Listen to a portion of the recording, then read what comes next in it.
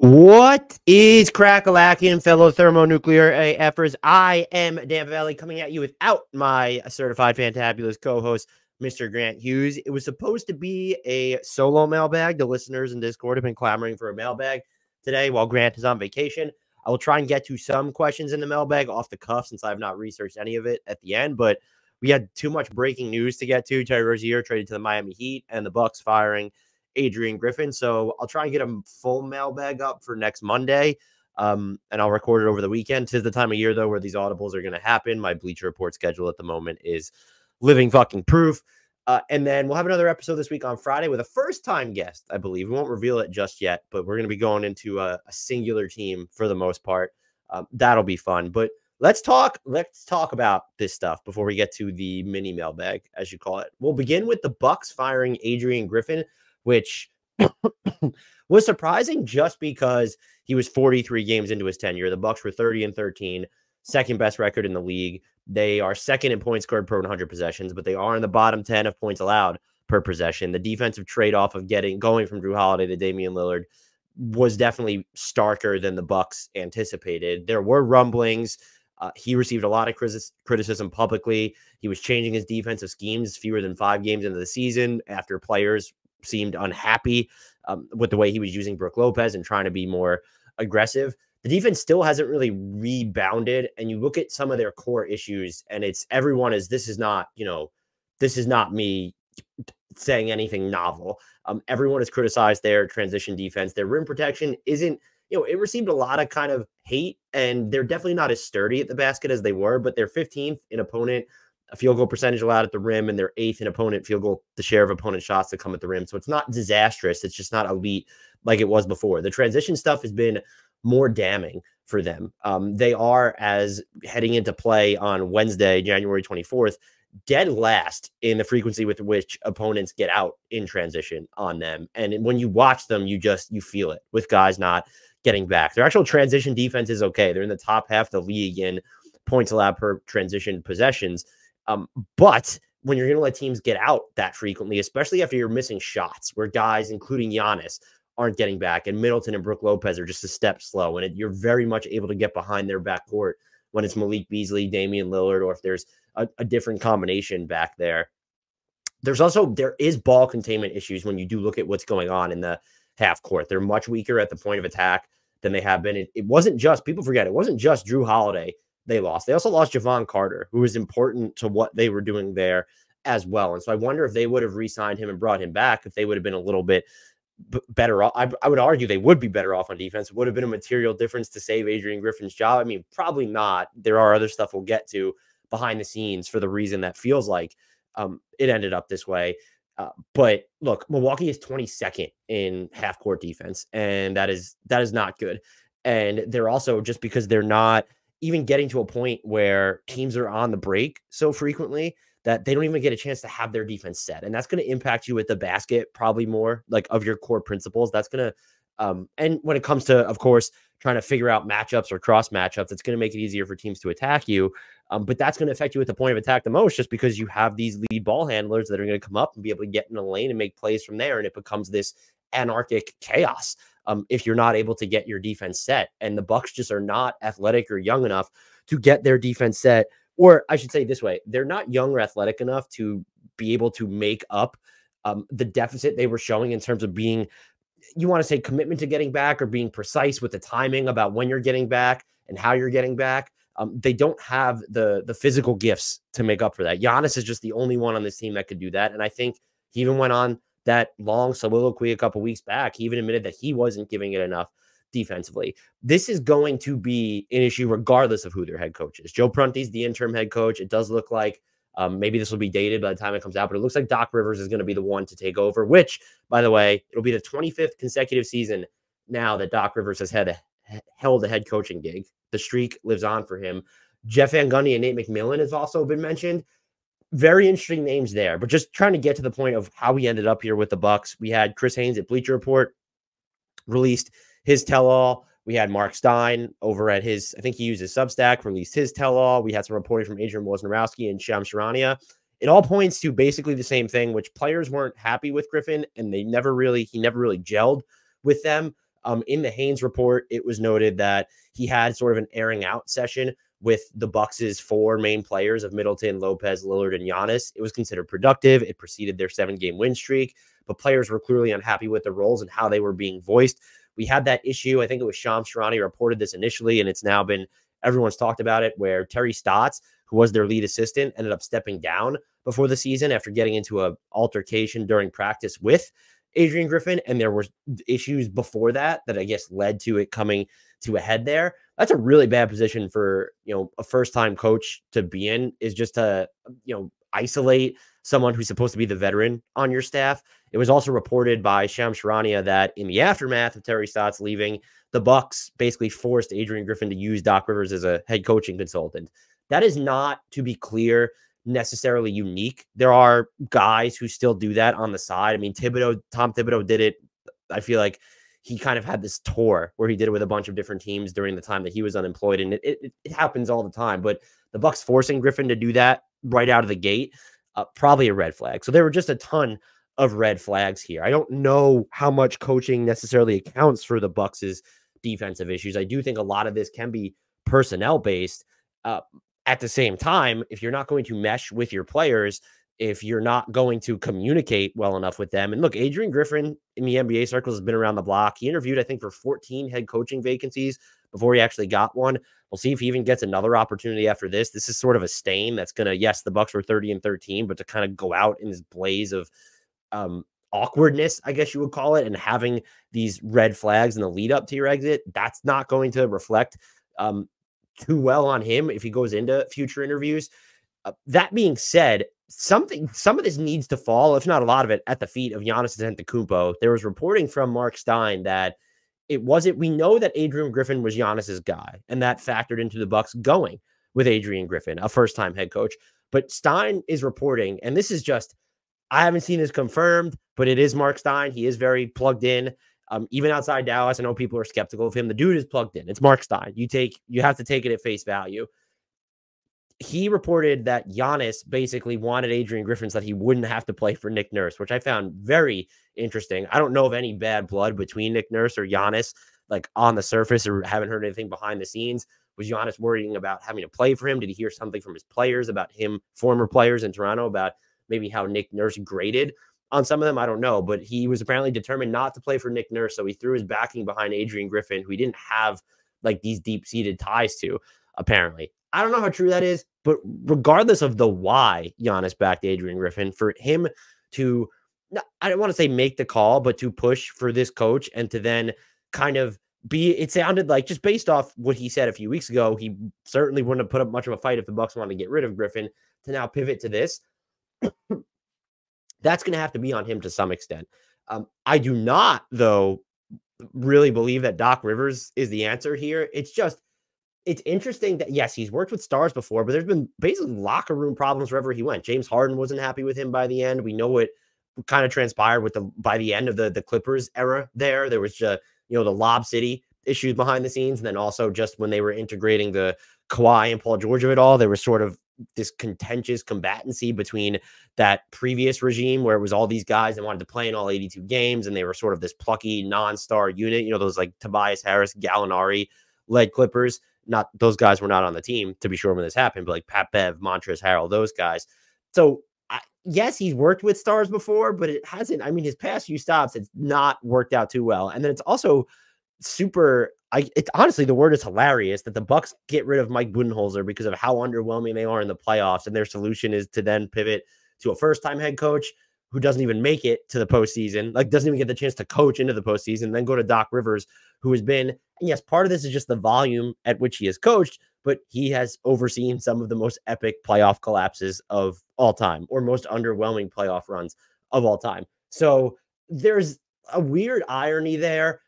I guess just having his cachet and him being available. I mean, the best free agent coaching guy right now is probably Mike Budenholzer. I don't think they're going to bring him back, though. Kenny Atkinson would be super interesting here, and I don't think it would take a lot to get him to leave Golden State at this point. Milwaukee's not Charlotte, but he wasn't even mentioned in the preliminary report. It seems like the Bucks are like going to skew towards these older head types that are, I don't want to call them disciplinarians, but that they're, I mean, like Nate McMillan, Jeff Van Gundy, Doc Rivers, these just like curmudgeonly guys, it almost feel like, that have always been rigid in their principles when it comes to leadership, and in Nate McMillan's case, and Doc Rivers' case too, offense. I don't even know what Jeff Van Gundy would be like as a head coach at this juncture. It's been so long since he has actually been in that role at the NBA level. So I understand the move, and there's value in making this call now rather than trying to see it through for a season or longer.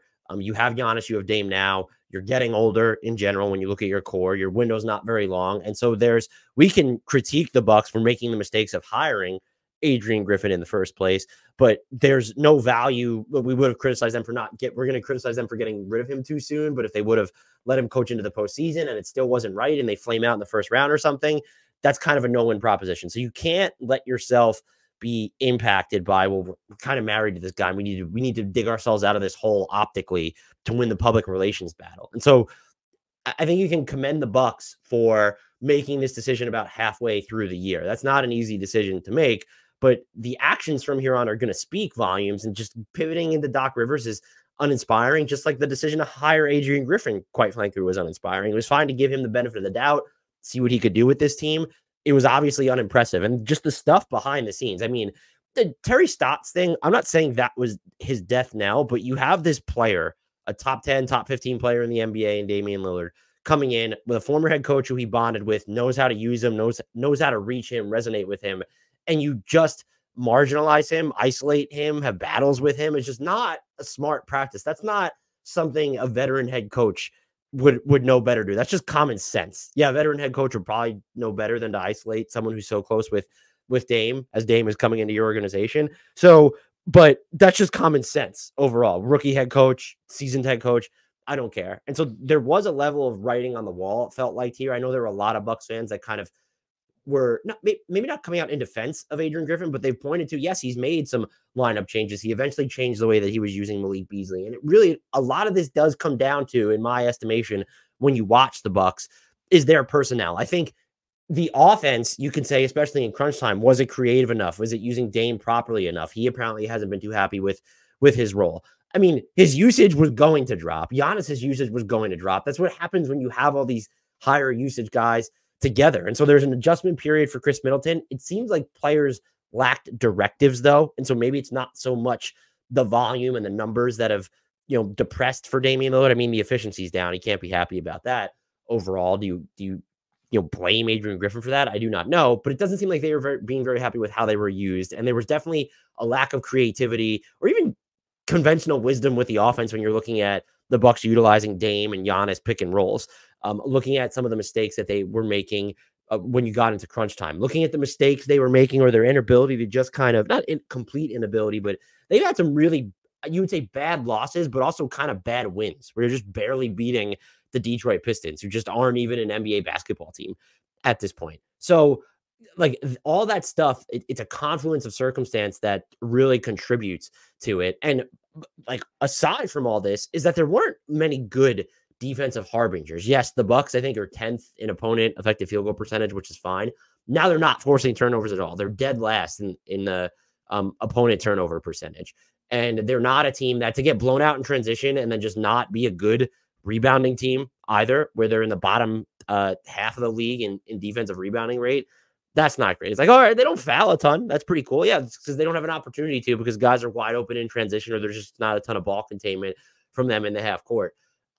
That's still a personnel thing, though. Like Doc Rivers, I don't think is going to fix that. I would be open to seeing Jeff Van Gundy here just because he cut his teeth as this defensive aficionado. And so I'd just be interested to see him come in and, oh, Jeff Van Gundy's just on the NBA sidelines again. And the last time he coaches, he hasn't coached since he was with the Rockets. And so what year was that? Let's look this up. Jeff Van Gundy last coached in the NBA in 2006, 2007.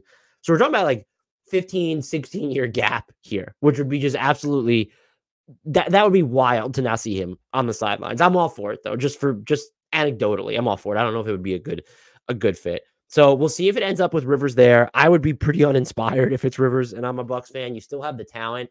There needs to be moves made at the deadline, though. There was a report from Chris Haynes that the Bucks are trying to get it on the DeJounte Murray sweepstakes. It's not happening. It can, if DeJounte Murray's still in Atlanta or up for grabs in the summer, that's when the Bucks still have some like first round equity that they can trade, and you can build offers that way. But they're not getting a DeJounte Murray level defender. He'd be a great fit for this team. I know that he has regressed defensively in Atlanta.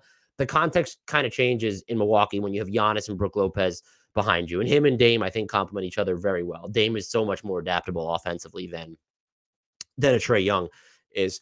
But you're more so looking at this team right now. Even if you threw everything they had on the table, I don't think that's enough to get them an Alex Caruso. Could they get Javon Carter back from the Bulls? That might be something they could look at. What does it cost to get Dennis Smith Jr. or Davion Mitchell from Sacramento? And Dennis Smith Jr. is in Brooklyn at the moment. Those are guys that you could realistically field and throw at the point of attack defensively who shouldn't cost you a boatload. Those are kind of the names they're working with. They could use some athleticism on the wings, but I don't see the target. I guess if you got a Dorian Finney-Smith, but the Nets reportedly want 2 first-round picks for him. If you count Marjon Beauchamp as a first-round pick, is that an offer they'd be willing to build around? I also don't view Dorian Finney-Smith as like this point of attack savant. He did some of that stuff in Dallas, but he's older now, and that's going to be a lot to put on him. So you're looking at some of these, even if it's a DFS, like that's probably the ceiling on their acquisition. Maybe a Royce O'Neal is someone who could help them there. Those are the types of names that you're going to be looking at. And I don't think those are bad names. I think they would all help Milwaukee specifically on the defensive end. I don't think it's not going to solve everything. A part of this is just the Bucks are getting older. You can see it with Chris Middleton. You can bounce back offensively, but he's not the same player he was defensively. And so they need to figure out if they want to look at more wholesale changes or maybe some more expensive dice rolls. Feels like it'll be easier to happen over the offseason. Just that's when a lot of this stuff does tend to happen, but also they will have more assets to dangle in front of teams if and when they get there. So interesting decision by the Bucks. I don't know if it was the right decision. It's just very uneasy and unsettling. And I don't know that just knowing who's probably going to replace him, incredibly uninspiring is sort of where I land on that. And we'll see if any coach though, and I'm not a Doc Rivers guy, but you could install, maybe I won't say you could put Eric Spoelstra on this team and I would bet their defense would be a lot better. I'll be interested to see without them making any wholesale personnel changes, what does this defense end up looking like? Is it really just a matter of, someone's going to come in and, they're going to do a better job of playing Andre Jackson Jr. or giving Chris Livingston a shot, and that really gives you a jolt of adrenaline on the defensive end. Maybe, but I look at what they're doing defensively as a personnel issue, and this decision with Griffin really felt less about schematics defensively. I mean, that was definitely part of it, but it felt less about schematics defensively than his failure to just kind of be on the same page with his players off the court and offensively. And then, yes, defensively as well, where it seems like they didn't support some of the stuff he was trying to do at the beginning of the season. To his credit, though, he did change, and they've gotten back to their base defense a lot more ever since then. And so that's why I do believe that a lot of this could be a personnel issue. The next thing we need to talk about, Terry Rozier, member of the Miami Heat who made a trade. Not super shocked that they did something, but they did something before the deadline. And I always assumed that they were going to try and preserve first round equity for a bigger fish, essentially. And they didn't. They got Terry Rozier for Kyle Lowry and a 2027 first round pick. It is lottery protected in 2027, then immediately unprotected in 2028, which is like, that's weird. Like, you don't normally see protections drop off so precipitously over the course of a year. If it gets to unprotected, it would normally be like, top 14 and let's be even a little bit more, should be top 14 to maybe top 8 to then it's unprotected, or top 8 to top 4 to top 3 and then it's unprotected. That's a pretty precipitous drop. However, it is conditional upon Miami conveying its first round pick to Oklahoma City in 2025. That can spill over to 2026. If it does, it's not clear what happens to, at least I didn't see it reported, to the 2028 first round pick, where right now that's unprotected. But if that's the first allowable pick, is that lottery protected and then at least out to 2029? My guess would be that if you have to send out the 2028 pick, it's just unprotected no matter what, even if that's the first pick that Charlotte could get. The Heat also save, I know everyone cares about this, they save a boatload in luxury tax money because Terry Rozier is making about $6 million less than Kyle Lowry this season. And what that does for the Heat is one of two things. It just gives them more wiggle room if they want to make other trades. As of right now, they're going to be at, how far are they below the second apron at the moment? I think they're about $10 million over the first apron. So they might be, are they a second apron team as we speak? They might be. No, they're like, they have $200,000 in room beneath the second apron right now. So that's what this accomplishes for them. So that makes their trade parameters a little bit easier, but you still would be in a situation where you can't go past that second apron anyway, if you don't want to be subject to the 110% rule this season. The other thing it does do, though, is because how deep are they into the tax? Am I misreading their cap sheet at the moment? I'm gonna have to apologize there if that's what I'm doing. But no, their team salary is pretty high up there. They could just cut additional money if they wanted to get out of like the first apron. Like, is it a Caleb Martin salary dump or something? Like, and I don't even like Caleb Martin's not a player. I'm looking at the wrong team. I apologize here. So Miami with this trade, so they cut a boatload in luxury tax payments. They are still over the first apron, I think, but they're like inside $9 million of the luxury tax for anyone who's still sticking with me here. If they wanted to, then in theory, I mentioned Caleb Martin. They could just like Caleb Martin and like a young player or two of their minimums. They could get out of the tax now. That does make it feasible, but it gives them more flexibility in other trades. Rozier as a fit is interesting. He is owed it says that his final 2 years, the actual final season is partially guaranteed. It's like fully guaranteed. So 24.9 million of 26.6 million is guaranteed in his final year. And so you look at this as he's on the books for 24.9 next season, and then he's on the books for 26.6. And so you have over $50 million committed to Terry Rozier over the 2 years following this one. He is on the verge of turning 30. So this is not someone who is super young. The fit in itself, it makes sense for a number of reasons. The Heat's offense has been underwhelming this season. They are entering Wednesday 21st in points scored per 100 possessions, that's not good. That filters out garbage time using cleaning the glass there. 20th in effective field goal percentage rate. They're not a big offensive rebounding team. That's not something that you're going to be about when you have, Bam Adebayo as your primary big and he spends so much time on the perimeter. They don't get up enough threes. They're 15th in 3-point attempt rate, but they are 8th in 3-point percentage. Terry Rozier is going to juice that up considerably. He has been absolutely lights out. And what's a big deal for that happening in Charlotte is LaMelo Ball's missed a ton of time. And last year, Terry Rozier struggled a lot without having LaMelo Ball on the court. And this year, his 3-point percentage is kind of still low, but 36% on 7.7 attempts per game. The big thing for him is the pull-up 3-point shooting. He's attempted 145 pull-up 3-pointers, which he is knocking down at a 39.3% clip. There are only 2 other players who have taken as many pull-up threes and are shooting them at a 39% or better clip. And that is, in addition to Terry Rozier, to Jalen Brunson and James Harden. So that's pretty big company to keep in. And so giving Miami that sort of juice, it gives you more half-court optionality. And yeah, their half-court offense has been above average this year, in large part when Jimmy Butler's on the floor. And so when Jimmy Butler's on the floor, they're in the 72nd percentile of half-court efficiency, and they're in the 69th percentile of offensive efficiency overall. So really good, not great. You remove Jimmy Butler from the equation, which you've done quite a bit this year. They've played almost 2,300 possessions without Jimmy Butler. They're 49th in half-court efficiency, and they are 19th overall. They're in the 19th percentile of overall offensive efficiency. So this is going to help you better navigate the Jimmy Butler-less minutes because Tyler Hero and Bam Adebayo have really never been enough there. Bam is kind of overstretched as the primary hub. I think he's overrated as an offensive player and underrated as a defensive player is the best way for me to frame it. He has added layers to his offensive game in each of the past 2 seasons where I think you can count him in more to punish mismatches and go at it one-on-one. But as the kind of tip of the spear or the entire spear driving the thing without another co-star, it gets difficult.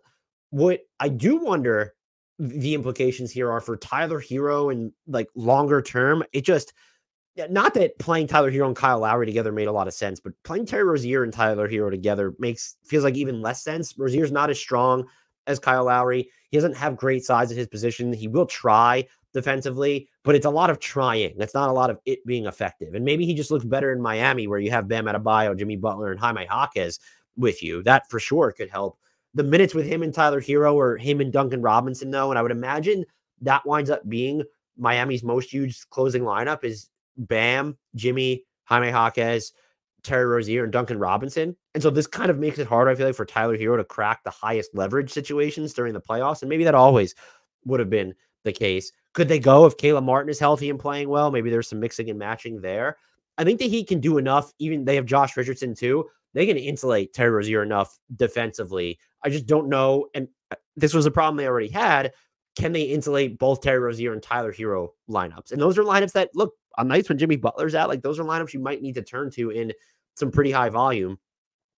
I don't want to say this is underwhelming. I think it's a good, interesting fit for the Heat. I don't think Rozier is a good enough playmaker to necessarily lead lineups on his own, despite the fact that he is, I believe, averaging a career high in assists this year. What was he at? Like 6 assists last time I checked per game. It's not a lot of complicated stuff. He's at 6.6 assists per game, up from 5.1 last year. And so he has made strides as like a high volume passer. They've put him in this weird role. I'd argue he's overtaxed. But again, he's performed so well as a scorer this year. But he's not someone who's going to come in, run a bunch of traditional pick and rolls, and be super efficient at setting up others. Like, this is someone who's going to look for his own shot, and there's absolutely value in that. I think there is sort of a risk here. And I say this as, look, he's in the 94th percentile of pick and roll ball handler efficiency this year.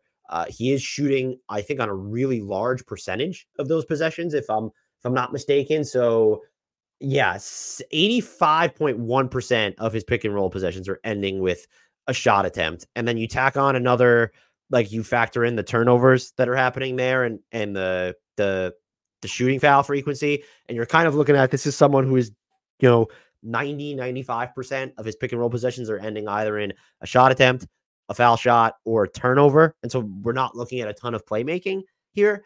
That is something to consider. He is Nekias Duncan and had a thread about this on Twitter. He's also struggled when teams are throwing doubles at him. I imagine he won't see as many of those in Miami, just having Bam, having maybe more dangerous shooters around than having Jimmy, of course. Again, I think there's a reasonable gamble to make. It's just, he is not someone, whereas if you would have went the DeJounte Murray route, which you could, I want to make it clear, you don't get DeJounte Murray for this price. You can envision him being his own asset, like an even better asset in a subsequent trade. I don't think Terry Rozier is that player. When you're talking about, you'd be flipping him again when he's 30, still making $25, $26 million a year. That feels like a net neutral contract at this point. Maybe with the way he's playing, he's providing slightly more bang for his buck. If it pays dividends in the postseason, though, it's all going to be worth it. And this was an acknowledgement from the Heat, it seems, that Jimmy Butler's 34. Like, what are we waiting around for? And we know, like, the organization doesn't seem like it's ever really liked Kyle Lowry behind the scenes, even though he was kind of going through a rut at the moment and had been pulled. We've seen his minutes being slashed, but he was like he was important to them, like, at this season, and too important for someone his age and the offensive decline that we've seen from him over the past couple seasons. This is going to make it harder, though, if Miami ever wants to make a bigger move, because it's just, now you've committed another future first-round pick. You could say the Heat always find a way. Look, they found Jaime Jaquez, and you're absolutely right. That's all of a sudden someone, if they wanted to go big fish hunting, you're not going to give him up for a DeJounte Murray or a Zach LaVine, certainly not a Terry Rozier. I don't even think they would give him up for a Lowry Markkanen, but if you start to get into the Mikal Bridges discussions, or if they want to be in the Donovan Mitchell sweepstakes, he becomes sort of this trounce card for them. And maybe they're viewing it that way, although I think part of the appeal would be, well, we want to pair Donovan Mitchell, Jimmy Butler, and Bam with Jaime Jaquez. It just makes their pick equity. Let's just assume everything conveys at just in order of how it's listed out right now. The Heat this summer can trade they could trade 2 first-round picks, 2029 and 2031. Then they can include swaps in there. And then you could technically it's 3 first-round picks if you count this season. So they could trade him, the player, after they draft him. So it dilutes their best offer a little bit, especially if they're not going to include Jaime Jaquez. But you were going to lose Kyle Lowry's salary slot. So now you roll it over into a cheaper Terry Rozier. He becomes valuable from a salary matching perspective. And look, there might still be teams out there that just value Tyler Hero, who is such a flawed player. I think he's probably a better passer in certain situations than people give him credit for. He's also someone, he takes difficult shots, but you can make them. I mean, 37.2% on pull-up threes this year on 94 attempts. And so, like, we're talking about someone who's averaging at least 2 or 3 of those looks per game. He has a use. And so they're not completely out of it. And they were never going to have, when you talk about some of these teams that will go big game hunting, if you pit them against New Orleans or OKC, they're not going to have the best offer. And that's not unique to Miami. It's the Lakers are going to be in that discussion. The Knicks, even, they have a plethora of picks and Quentin Grimes that they can dangle. They can be outbid. It's just which of these teams will actually be involved in the same players when they become available. And so Miami took a calculated risk here. And I know people like more definitive takes than this. I don't love this deal for Miami, but I don't hate it either. And we'll just have to see how it works out. I still think they're going to wind up missing a pretty significant offensive element when you're looking at someone else who can drive the entire offense independent of Jimmy Butler. And so I don't think this diminishes their dependence on him any more so than it does to upgrade the Kyle Lowry minutes and then some of your closing units in the postseason. And if that's what you did, if you upgraded closing unit optionality in the playoffs, that fucking matters. And so we'll have to see how it plays out from there. On the Charlotte end of the spectrum, this is interesting for them because it signals that the new ownership group led by Schnall is going to rebuild. And I think Woj even reported that they're going to prioritize taking on additional money. They want to reroute Kyle Lowry. They want to take on longer contracts that have draft equity and young players. Getting a distant first round pick here is smart. It's lottery protected. And so if you want to say the Heat or not, like the Heat might be sending out an unprotected pick in 2028. That is good business to, take on a little bit of money this season. And you got out of the final 2 years of Terry Rozier's deal to where now you can have boatloads of cap space this summer. If Charlotte really wants to max it out, they're a team that could get to almost $30 million in room. I think a lot of that's going to depend on, what goes on with the Miles Bridges cap hold. If he wants to leave, they are the only team that could have his bird rights, though. Maybe they help with a sign and trade. It does seem like they would be a team that would be open to doing that. They can really, they can get to, even because of the Miles Bridges, they're a team that can get to $30+ million in cap space this year. And that number, I believe, could just absolutely skyrocket. If you remove Miles Bridges from the equation, his cap holds $15.1 million. They're a team that kind of gets closer to 45+ million in cap space. It looks like that's stuff they could use to facilitate other salary dumps. And they're saying, hey, we want to rebuild around LaMelo, Mark Williams, and Brandon Miller. That's a smart call here, is to pick up the extra draft equity. I do wonder what they could get for this whole we're willing to lease out our cap space type deal. What are the contracts that are out there that might come attached to a first round pick? You don't have necessarily a bunch of players to dangle that are super used. Like Terry Rozier was kind of that last bullet in the chamber because Miles Bridges is whatever, teams with the public relations hit because of his domestic violence incidents, accusations, charges in the past. I don't know who's going to actually be willing to trade for him. And unless you're going to have cap space this summer, it doesn't actually make sense to trade for him because he all likely becomes a rental. Gordon Hayward as an expiring number, 31.5. There might be teams that want to get out of money. I mean, do the Blazers want to undo the DeAndre Ayton trade? Do the Nets want to get off of Ben Simmons' contract? He has another year left on his deal. I don't think you're getting a first round pick for any of those scenarios. PJ Washington becomes interesting. He's making a little bit less. But if you send out his $16.8 million and you're willing to take back some bad money, I love him on the Clippers. Someone told me that Nekias Duncan had mentioned that back in November. I promise I wasn't cribbing his idea. That was something I thought of before Grant and I'd been thinking on it before Grant and I recorded last week. You could probably get, do you get the Clippers, distant first with PJ Tucker's money, and then you send out another in Amir Coffey and someone else? Do you get that first round pick for sending out PJ Washington? You do that deal if you're Charlotte. I think that's the last player you could really count on that happening with, though. I don't know that Kyle Lowry at $29.7 million or Gordon Hayward at $31.5 million. I don't know the team that has a contract out there that they're willing to compensate you to get off their hands. You can say that the Warriors should get out of the Andrew Wiggins business. They're not going to give up a first-round pick or Moses Moody just to get off of Andrew Wiggins. I'd be pretty floored if they did that. So you should still be open to it. I mean, even if it's a matter of we're getting these nice seconds to take on someone who has obligations next year. Yeah, for sure. Why not? But the salaries of Kyle Lowry and Gordon Hayward are also so massive that you're probably dealing with a bunch of moving parts here. And so it's just even Dallas might have some guys on their books that they don't want next season. Tim Hardaway Jr. is pretty important, but they have Rashawn Holmes' money on the books for next season.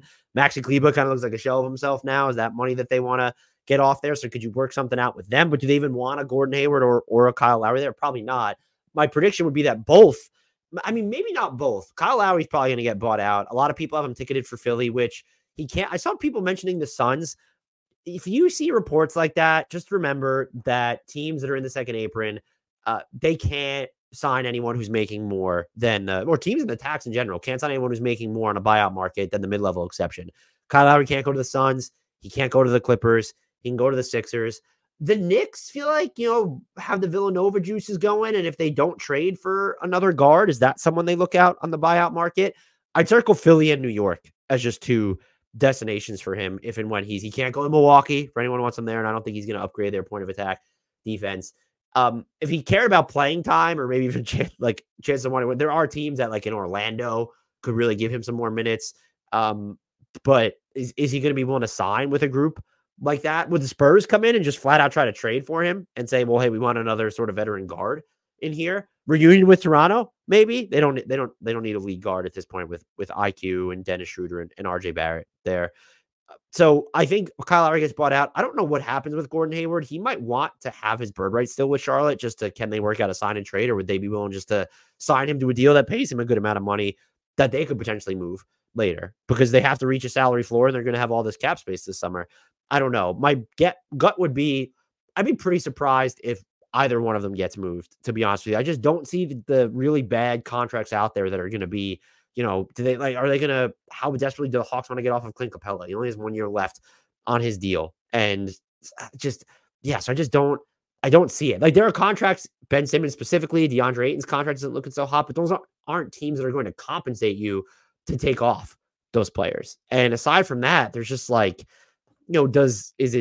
is LA trying to get, they probably want to roll their salary slots over, and the Lakers don't necessarily want to undo any of their contracts. I could see the Clippers maybe being interested, but cobbling together the money necessary there, that ends up I don't think they want to get out of the Norman Powell business. At least they shouldn't want to. I know he makes a lot of money, but he's a perfect fit for their playing alongside their stars.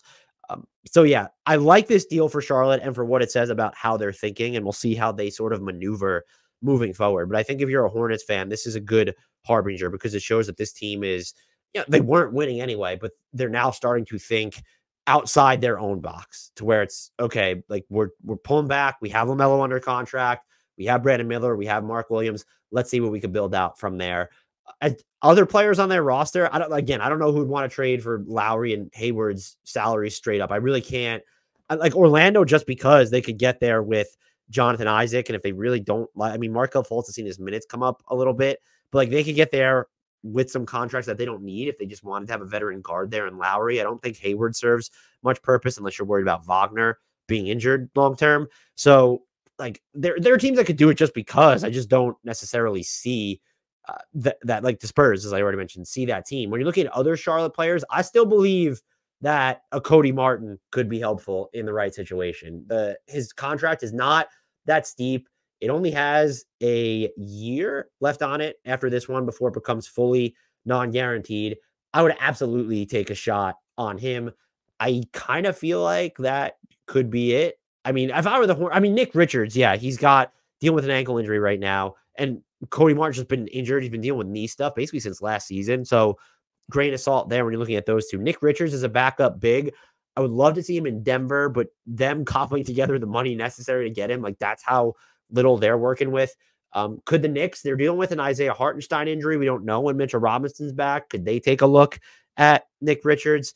For a solid backup big who's making he'll be under team control actually for 2 years after this, a total of $10 million. The final year is non-guaranteed. That's someone who could have some value, not super young, not super old. He's 26 right now. Could Cleveland come in and take a look, given the Tristan Thompson stuff, which we'll address very quickly at the end of sort of this Charlotte Hornets rant? Frank Ntilikina should be untouchable. And what I love about this is because Kyle Lowry's not going to be there for a while, is we should see some real Frankie Smokes minutes. Age 25 season, baby. Breakout coming. I want someone just to trade for JT Thor and play him. If the Hornets play him more, I should say. And we've seen some of him, like a good amount of him in Charlotte this year. We should see even more. Not that I want Mark Williams to remain injured, but there's no timeline for Mark Williams' return. And then if you wind up trading Nick Richards, if you wind up trading PJ Washington, JT Thor is already top 10 in minutes, baby. He'll be top 5. So I'd love to, but those are players I would take a look at. Cody Martin, I need to see the stuff on his knee.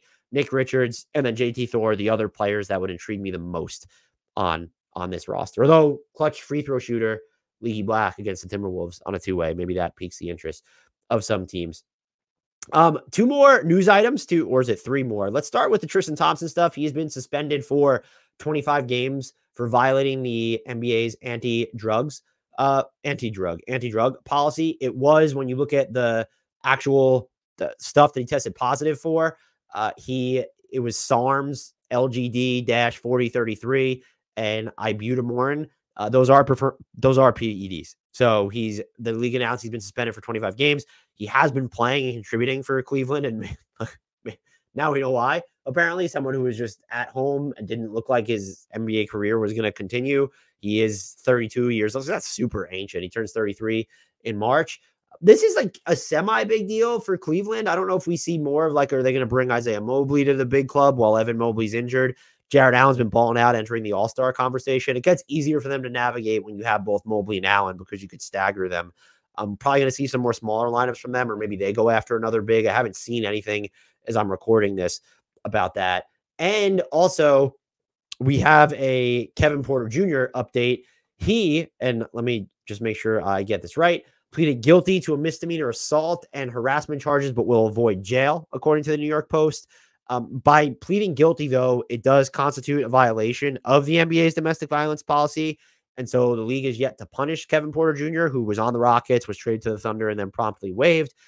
We'll see if this results then in any punishment. And then also, per that report, if KPJ completes a 26-week counseling program, he can withdraw his plea on the assault charge. The harassment charge would apparently still stick. This whole, domestic violence incident allegations, charges are very difficult to grapple with. The fact that Kizray Gondrezick kind of disputed a lot of the aspects and what we thought was evidence behind the case. And then the initial reporting said that she had a fractured vertebrae that Kevin Porter Jr. caused. Then it was later determined that he didn't. He should still be, don't get me wrong, he still needs to be punished by the league. We'll see. My guess would be his NBA career will continue at some point. He's just young enough, and teams are always, the stench of it always wears off. There'll be social media outrage for a couple days, maybe a couple weeks, and then it's just going to fade. We've seen it with other players time and again. There will be blowback when someone trades or signs Miles Bridges, for instance, from Charlotte, and then it'll just blow over. That's how professional sports works, and it sucks, but that's where we're at with the KPJ stuff. How long have we been going here? We're at 42 minutes. I'm going to try and get to a couple of mailbag questions since I did send out a solicitation. So let's go through them here. JT Alexander asks, can you say nice things about Kris Dunn?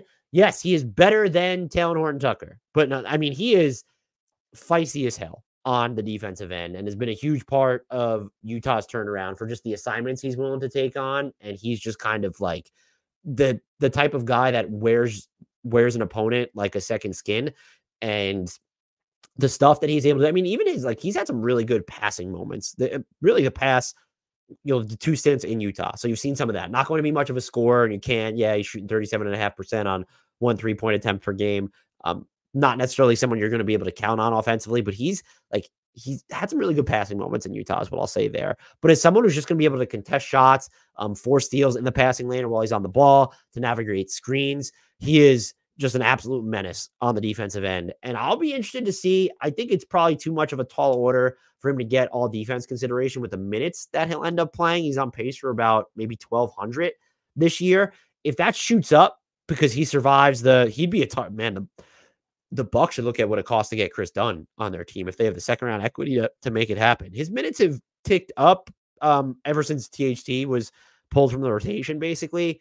He's been noticeably higher, but I think he would probably need to get to 1,500 minutes to be realistically considered. But if you're talking about, and now positions are gone, so I hesitate to say that he's been one of the 10 most valuable defenders, but if there was a third team all defense, he'd probably be on it. The minutes total just be absolutely damned here. And so just a great reclamation project by Utah, and we'll see if he sticks there long term. From Austin, one thing that kind of annoys me is the whole player X is 6'9", but is the same height as a random 6'5" guard or vice versa. Should the NBA do like an annual or every few years calibration to measure all players? The height listings also seem to affect contracts and signings often too. If a guy like Nesmith was constantly being said to be 6'7", 6'8" instead of like 6'6", that would make him much more expensive pursued probably. So I disagree here in the sense that they don't affect contracts. Like teams are going to know the true size of a player. And when you look at how they're measured, it's without shoes. And then I think they add like an inch or an inch and a half. It's something weird. The NBA should definitely fix its formula and maybe update it so that there's less fan confusion. Like the fact that Kevin Durant can still be called like, what is Kevin Durant's true size? Because we've seen him standing next to, these massive 7-footers and he looks taller than them. He is now listed. I think he used to be listed as like 6'9", 6'10", and now he's listed at 6'11". So that's progress. I would be all in favor of teams refreshing or the NBA forcing teams to refresh these heights every year. And as far as I know, they might actually have to. And maybe there should be more uniformity in how they're being measured. We know that it's going to be without shoes, or do we need to have sort of a differentiator where it's, well, and we see this with a lot of draft scouting reports, when you're just looking at the listings on NBA.com or Basketball Reference or whatever, it's the 6'10" Kevin Durant or whatever it's going to say, rather than 6'10" without shoes or something. But I disagree that it costs players money in contracts. Maybe like the fan impression of them would be different if we saw that Aaron Nesmith was 6'7" and 6'8" instead of like 6'6". But if Naismith is 6'7", 6'8", then that's going to factor into the way the Pacers know that. And teams around the league are going to know that. That's going to factor into how they go after them. But yeah, the same height stuff, it doesn't annoy me just because it's ancillary. Like it's not, what does it annoy you about? Why is it annoying? The lack of consistency, or because you don't like that someone is called? I don't think anyone still calls Kevin Durant 6'9" for what it's worth. But at the same time, I guess I just don't see the impetus for it being annoyed. If you want consistency, then yeah, let's make uniformity. Let's refresh player heights on an annual basis, and let's have the same. The league should hire like 3 height measurer people that are officially have to record this, and they're the ones that track it over the years. And so maybe you break it up by, does every division have the same one? So there's 6, or is every conference? Because it can't take that long. I mean, that's a lot of traveling for them. But over the course of a year, like just to, let's say, September, or when training camps open, you have to just make that leg every year, and you're measuring these guys, and that's just how it needs to be. I would be all for that, but I can't lie to you, Austin. I don't really care about this one, but kudos to you for being sicko enough to take exception to that. Everything Blacks has something on the Pistons. Do I want to go into the Pistons at the moment? Yeah, let's go into the Pistons. Everything Blacks asks, you're the GM of the Detroit Pistons. What do you do this summer with $60+ million of cap space after signing Frank Ntilikina? I wouldn't have any cap space left, so you've solved it for me. But look, I'm doing what the Hornets say they're doing now, and I'm trying to use that to take on players that other teams don't want, whether it's as a third or fourth party or as a direct party to another team, where if they want Bojan Bogdanovic, who is the team option for next year, I'm going to take back unwanted money that's attached to a first-round pick. That's what they absolutely should be doing. I think it's also okay, however, when you look at free agents and say, well, we do want to get better. We have this money to spend. Can we come over the top and get looks at these guys? I think that is absolutely fine. What you don't want to be doing, though, is when those guys are already in the upper echelon of salary. And let's think of a good example here. Tobias Harris would be one. No, he's not going to make $39.3 million. At least I don't maybe the Pistons offer him that. But like if he's someone who's going to get to 20 or 25 from a really good team and you have to go into the 30s just to get him, no. That's burning too much of your resources, and there's a chance that contract becomes borderline removable, or a contract like Marvin Bagley's that you then need to attach draft equity to move. And like that's a special kind of disaster because you gave up for second-round picks to get him and then gave up second-round picks to get rid of him. So when it's on that scale where a player's going to be making enough and they are so clearly sub-max that going into the 30s for them, let's just say, or approaching what Tobias Harris' salary was, it gets prohibitive. And that's what you should not be doing. I mean, DeMar DeRozan would fall into this category. They just shouldn't be interested in DeMar DeRozan. And what I'm also going to be doing if I'm them, and this isn't necessarily in that order, but let's drum up the cost of some restricted free agents. Let's Emmanuel quickly. Yeah, why not? Let's see if we can drum up his offer. Or OG Anunoby, the Knicks aren't going to go to a max. That's a player you could at least throw it at and say, okay, that's a deal that'll always be movable there. But you don't want to get too caught up in the, let's see if we get Malik Monk out of Sacramento, or even, and I love him, and I don't think they would run a reunion. He seemed pretty miserable there by the end of his time in Detroit, but like KCP is a player option. That's not enough. Yeah, that's a great glue guy. But if you're going to have to pay $25 million a year to get KCP at this point, when you're talking about someone who's going to be into his 30s and not a star, that wouldn't do it for me. I have zero desire to see them sign Miles Bridges or any team sign Miles Bridges. That, in theory, is a player, when you're looking at his age, what he does, that archetype of player of, okay, let's go after someone like that. But no, like that's not. And if you're going to overpay for anyone, I'm going to target shooters and wings, or wings that can shoot. And so it's, what does Buddy Hield cost? Again, within reason. If he's going to make, if it takes you $30 million to get Buddy Hield for more than, if it's a Bruce Brown type situation with a 1+1 a team option, okay, whatever. I'm not going to care who you give it to. But if it's 2 years guaranteed, Klay Thompson, you want to give Klay Thompson $40 million a year, but it's a 1+1, so you're getting the team option. You could try something like that. I'm all for it. And you get to roll in that salary slot.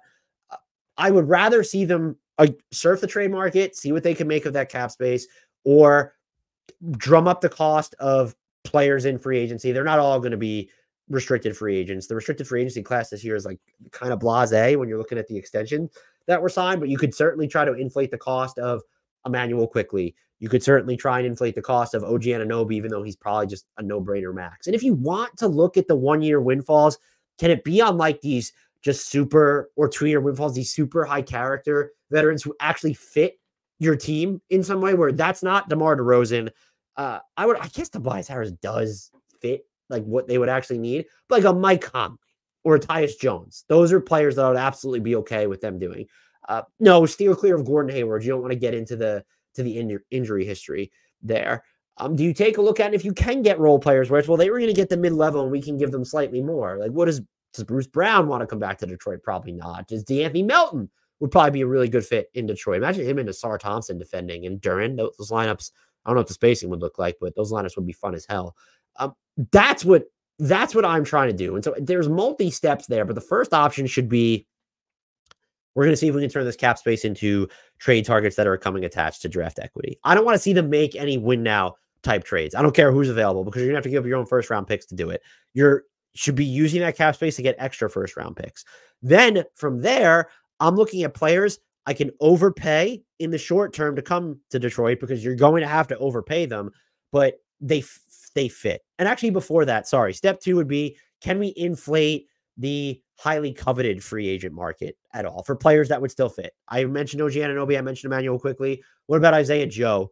Well, there's a team option in Oklahoma City, so you're not actually going to have him on the open market. So then you pivot to, well, can we overpay some guys? And maybe Emmanuel Quickly falls into this a little bit, but are we willing to go find guys who will take short-term windfalls where they're 1+1s? And so I mentioned a Buddy Hield there. I mentioned a Mike Conley, a character guy. DeAnthony Melton's another one that's going to come up. I guess I'm not anti-Tobias Harris if it's for 1 or 2 years, but like, you can't treat yourself like you're doing this to streamline or optimize the development or the on-court product of your most important players, Cade Cunningham, Jay Ivey, Asar Thompson, Jalen Duren, whoever you're going to draft this year. It shouldn't be anyone who's going to infringe upon, if you get a DeMar DeRozan, or if you went and traded for Zach LaVine with your cap space and you had to give up minimal draft equity, those are guys that are probably going to infringe upon the development of your youngsters. And so I'm going to look more at these complementary veterans, ball movers. Mike Conley, I wouldn't be opposed to Buddy Hield here.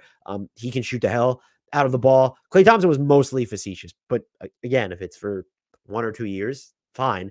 And ditto for if you went with KCP, but I just don't like those types of players. I just think you get to a point there, the Tobias Harrises, the KCPs, that you're going to have to go more than 1 guaranteed year out. And so then that's the potential for those deals to become a disaster. So always look at the contract length there first and foremost. And please steer clear of Miles Bridges. It's not. First of all, he's not good enough.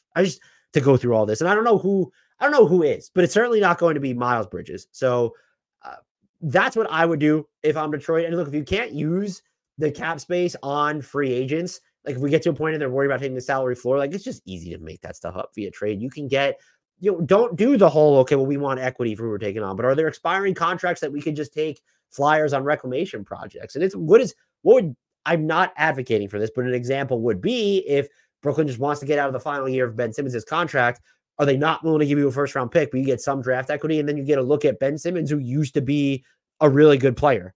That's just one situation that springs to mind there. Could you even, is it the Warriors at this point, they're deciding to pivot, and they're looking at moving Andrew Wiggins, and the final, he'll have 2 years left on his deal after, or no, 3 years left on his deal after that. Do you take a flyer on him and you're still, maybe you're getting seconds or nothing? If you're trying to make kind of a dice roll like that, I still wouldn't do it for Andrew Wiggins. I'm not going to lie. I think that's too short-term thinking. I'd want draft equity for it. That's what I'm doing for Detroit, is nothing seismic, nothing too long-term, unless if it's OG or Emmanuel quickly, I get it. But aside from that, when you're looking at the free agents or prospective trade targets that really fit your timeline are going to cost you draft equity, and you're not good enough to give up that draft equity. And so that's what I'm doing if I am in control of Detroit. I want to get to, Rubik's Gal did aggregate some of these for me. Matty L, this is a good one because of this time of year. And I love these questions because I think Matty L is asking about pick protections, how do pick protections work?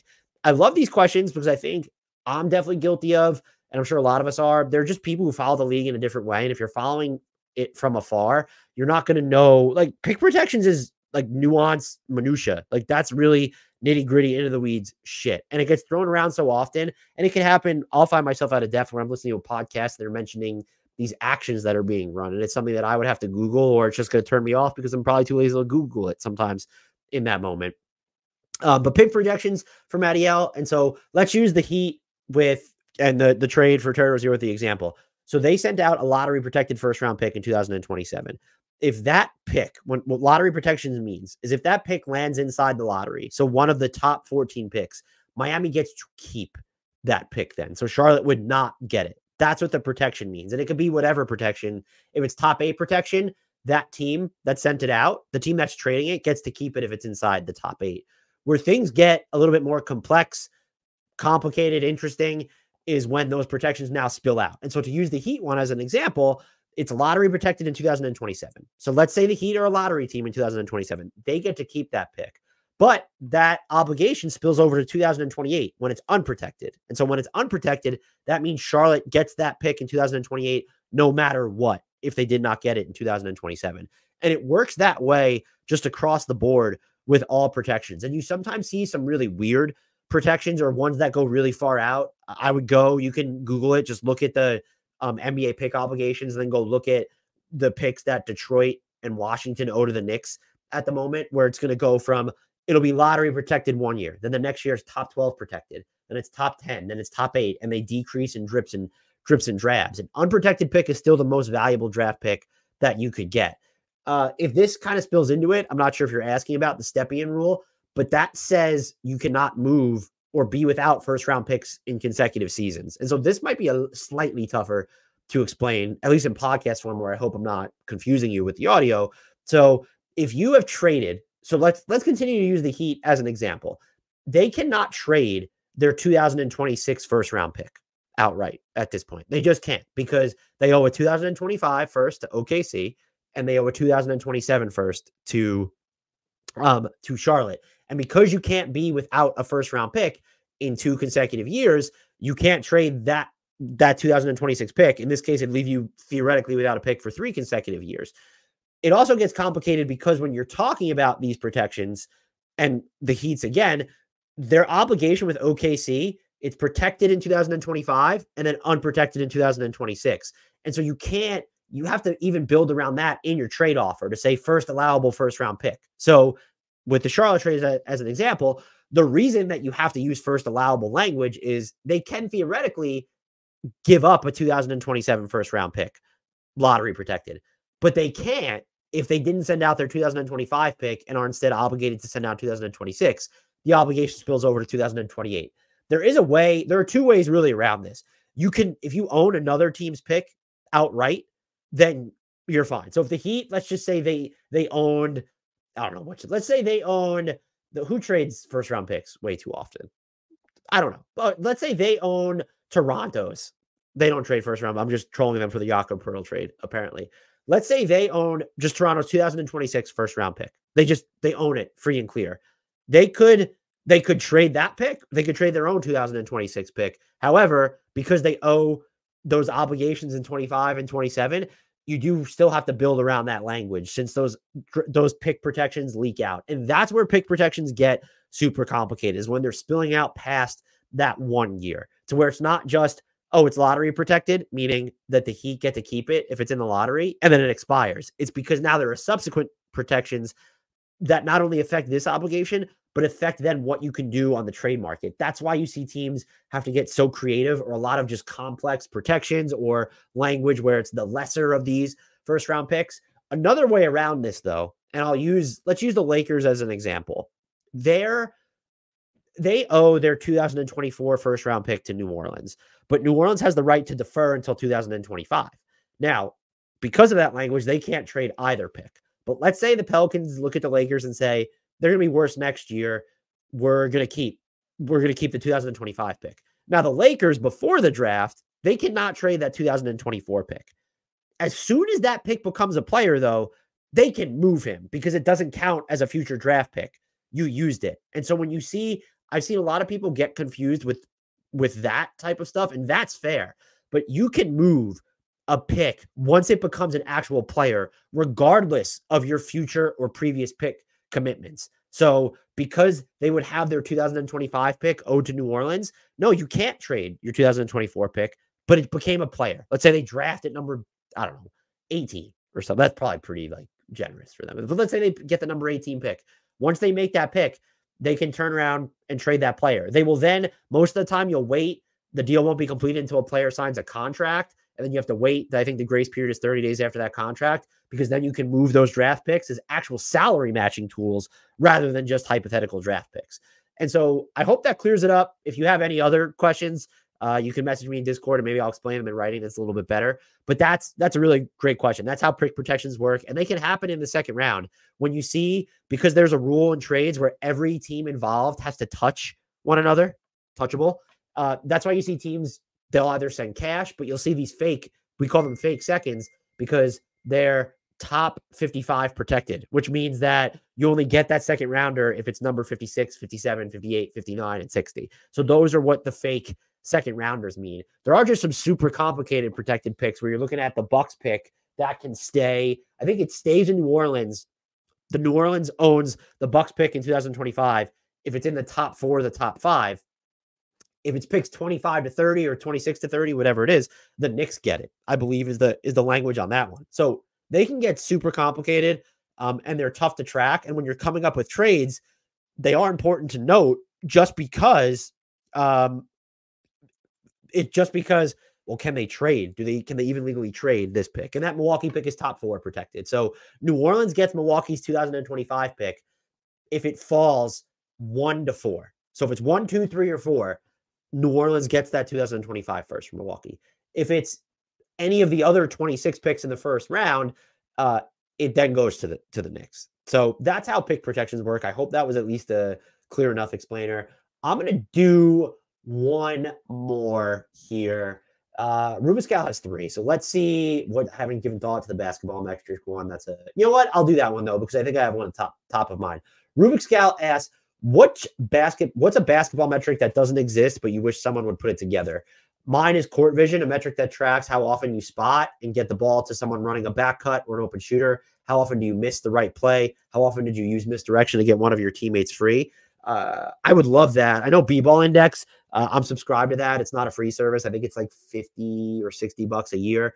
They do have some really in-depth metrics when you're looking at passing quality or playmaking quality that can incorporate some of that stuff, but there's nothing that's like court vision-esque there. I think mine would be, I want to know how players create, like who's creating the most separation on their different moves. Let's look at a step back jumper attempt, or a drive to their left coming around a screen, or drive to the strong side coming around a screen, or a dead ball stop drive where it's no pick, nothing. You're at the top, you're above the break, and you're just attacking downhill. Who creates the most separation from their starting point to when the shot attempt goes off? I think it's probably more valuable for jumpers when you're looking at maybe escape dribbles or step backs. That would be a really fun one. It would maybe help us gauge just not who, I think it would probably factor in like, okay, well, who has the best handles, or what type of, how are their physical tools actually translating? I would love to see it for a guy like Brandon Miller, who I'm so high on Brandon Miller now. I was not high on him coming out of the draft, but it seems like he's getting better at creating separation. But it's also kind of a concern when you look at his self-created looks. Next question from Rubik's Gal. We'll see if we can get through all 3 of theirs. Is there a reason why the NBA doesn't distinguish between live ball and dead ball turnovers? one of them has a much higher correlation with fast break opportunities and therefore has a much higher expected point value. And it's a very easy distinction to make between the two. I would say they absolutely do distinguish between them. It's not publicly available. The publicly available stuff, you can look at a player. Is it a lost ball or a bad pass turnover? It would be cool to see more specific breakdowns publicly, but I can say with reasonable certainty that teams are going to have the data between live ball and dead ball turnovers. And I feel like we can get to, maybe it is publicly available and I'm misspeaking, but I feel like we can get to a point where now the NBA.com allows you to filter out, well, not filter out, but they will separate heaves in some of the shot tracking data. We should be able to do that with live ball and dead ball turnovers. And I think that's a great point because one of them has a much higher correlation to fast break opportunities. But I will say, even having a cleaning the glass, where you can look specifically at how teams are faring in transition after they go in defense, commit a turnover, or after they force a turnover. But like in those situations, it's kind of implied though, when you're looking at, because dead ball turnovers in transition, so those are going to be live ball turnovers. And so there is that distinction a little bit. You can't be, I guess you could be in transition off a dead ball turnover. That won't say much of the defense. I guess you could be watching Milwaukee's defense. So yeah, it'd be cool to see more of a breakdown there. Number 3 on a scale of being 1 to 10, 1 being David Fizdale's take that for data, and 10 being Coach Pat Riley talking about foul disparity on any given game day. Where do you rate Darko Rajokovic's outburst? I would really love to hear your thoughts on the first one, but feel free to do whichever one you like. Oh, I did all 3. So hopefully you like that one. So first of all, I loved what Darko Rajokovic did. I don't think we talked about it on this podcast. That was an epic rant. He called Scotty Barnes the future face of the league. But my favorite part was when he said it was basically, just tell us next time so we won't even bother showing up. I fucking love it. It's an 11 out of 10. I don't know that we have, I don't know. That might be one of the most epic post-game rants we've ever seen. And because it's Darko Rajokovic and the Raptors aren't good and it's his first year as an NBA head coach, will it be iconicized the way that David Fizdale's take that for data is, or Pat Riley? These are guys who are with big market teams when they were coaching too. I hope it sticks because that is, in my memory, I mean, Mike Brown has had some, I always think about Mike Brown with like the pose and his leg is on the desk. Mike Brown has had some pretty epic, he said some pretty epic things. I think he even had a really good one this season as well. It's an 11 out of 10 for that. I loved everything about it. I'm all for coaches. I get a little tired with the refs. Oh, the refs cost my team this game, yada, yada, yada. But when coaches are going to stick up for their players and when they're going to do so to that degree, to the point that it's impassioned hyperbole, I fucking love it. It's one of my favorite post-game rants. Let's isolate it to coaches. One of my favorite coaching rants of all time. Like shout out to Darko, because that deserves to be iconicized and we need to celebrate the anniversary of it every single year. The part about Scotty Barnes should be a meme. The part about should we even bother to tell us so we don't bother to show up, that should be a reaction video. This was on the level of, like, it wasn't when Aisha Curry went, this game is rigged for money. I'm sorry, I just saw it. I had to say something. It wasn't on that level of ridiculousness, but it's on that level of should be tattooed to memory as that type of a moment. And of course, on the level of a David Fizdale, take that for data. That being a 1, though, feels super low on the scale. But this is an 11 out of 10. No question. Hope you all enjoyed this episode. We'll wrap up we'll do a fuller mailbag so you can still get your questions in. Join our Discord. The link to that is in the podcast description. That's how you can get your mailbag questions in. If you don't have Discord, get Discord. Join our Discord. Or you can email us, hardwoodknocks@gmail.com. Please remember to follow us on all the socials. Those are in the podcast and YouTube descriptions. They are also on your screen. And look, if you haven't subscribed already, this is your first time checking us out. I love hearing about first-time listeners. Say something in the YouTube comments. Join our Discord and say something. But subscribe if you haven't already. Subscribe on YouTube, subscribe on Apple, Spotify, Stitcher, wherever you get your podcast. And please, if you could just take a few moments, it does not take long at all. Leave a rating on Spotify and Apple, 5 stars only, and leave a review on Apple. That does help us climb up the charts a little bit. And if you want to go the extra step, we really appreciate recommendations. People have reached out and said they've been recommended our podcast by other people. So shout out to the people doing the recommendations. We received a bunch of love on Twitter when Andrew Schlett was asking for the best NBA podcast in the game. I really appreciate everyone who shouted us out there. You can retweet our promos. You can always shout us out on Twitter and I'll bump it, engage with it. Thank you for all the support. As always, it means the world to both Grant and I. Until next time, and as always, I need to shout out to the one, the only, the Detroit Pistons primary free agent target this summer, Frank Ntilikina.